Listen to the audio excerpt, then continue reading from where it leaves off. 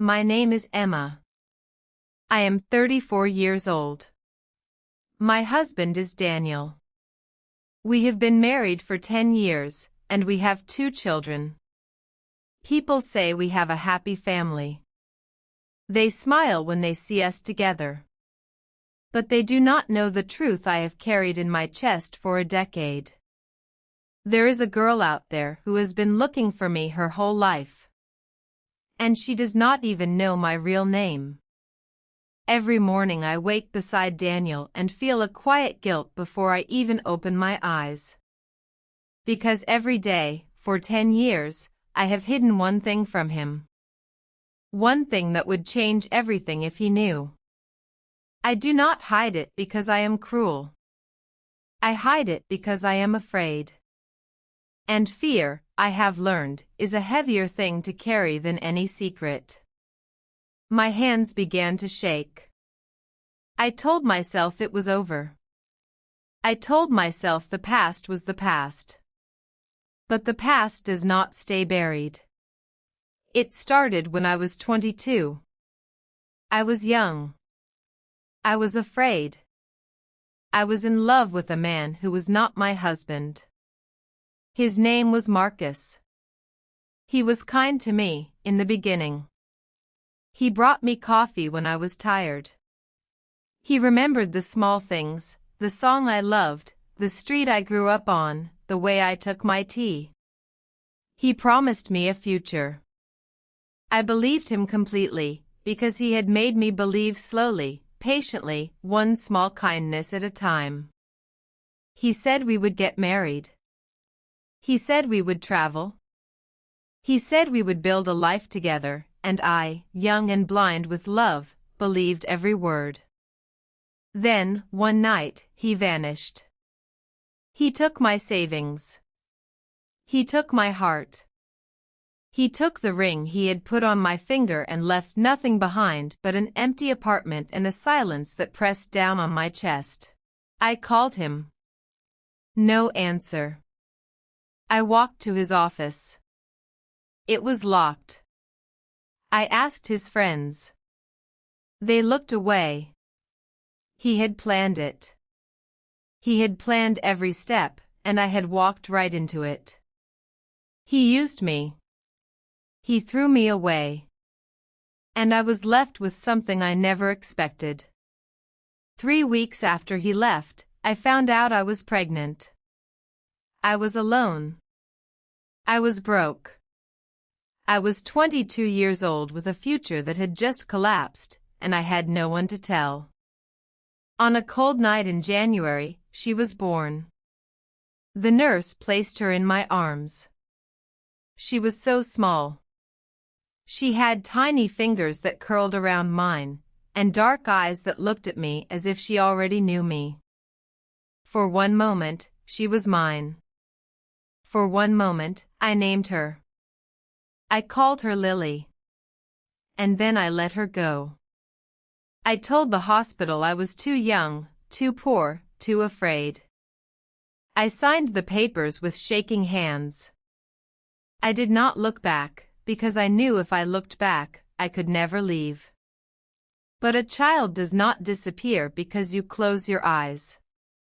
For 10 years, I imagined her. I imagined her first steps, and I was not there. Her first word, and I was not there. Her first day of school, her first friend, her first heartbreak, I was not there for any of it. I would see a girl with dark eyes in a crowd and my heart would stop. I would wonder, is she like me? Does she laugh like me? Does she have my hands? Does she wonder about me, the way I wonder about her? I told everyone she never existed. My mother. My friends. And later, Daniel. I told them all the same story, that the year I was 22 was a year I did not like to talk about. And they believed me. Because I said it so many times that I almost believed it myself. Daniel is a good man. He is honest. He works hard. He holds my hand in the dark. He brings our children to school and kisses my forehead before he leaves. He is everything Marcus was not. And that is why the lie hurts so much. Because every time he says I trust you, I feel the words land like a stone in my stomach. Because I know I do not deserve his trust. Not yet. Not until I tell him the truth. Then, last month, my sister gave me a gift. A DNA test. She laughed and said it would tell me about my family history. I did not want to take it. But she insisted, and I did, and I forgot about it. 3 weeks later, I opened the results. And there, at the top of the list of close family, was a name I had not spoken in 10 years. Lily, my daughter. She had taken the same test. She had been searching the database for years, waiting for a match, waiting for someone, anyone, to lead her to the mother who gave her away. That night, a message appeared on my phone.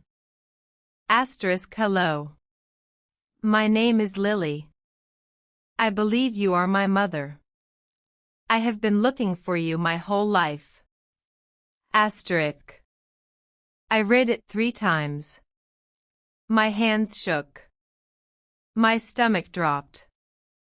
I did not open the full message at first. I quietly put the phone back where it was, my heart pounding louder than I had ever felt it. For 2 days I carried that message inside me like a burning coal. I told no one. I smiled at dinner.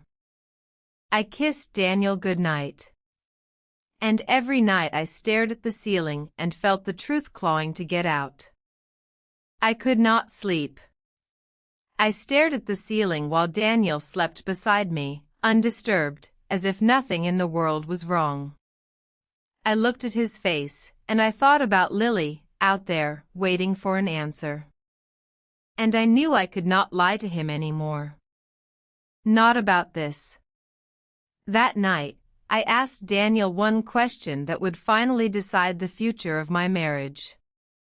Do you believe in second chances? He was not asleep. He turned to me, and in the half-light I saw his eyes were wet. Emma, he said, I have known since the beginning that you were carrying something heavy. I have been waiting. I wanted you to tell me when you were ready. My heart broke and healed at the same time. And I told him everything. About Marcus. About the money.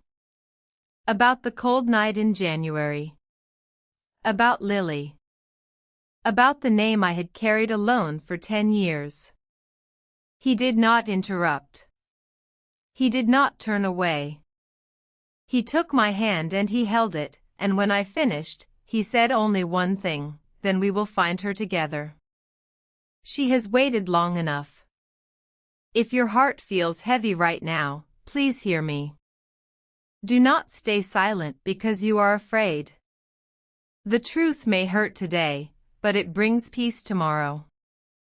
The people who love you do not need you to be perfect.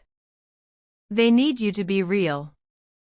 A secret carried alone is a weight that grows every year. But a truth shared with someone who loves you is a weight that is finally put down. I chose truth over comfort. I chose courage over fear. And for the first time in 10 years, I could breathe. Because I stopped hiding, and I let myself be found.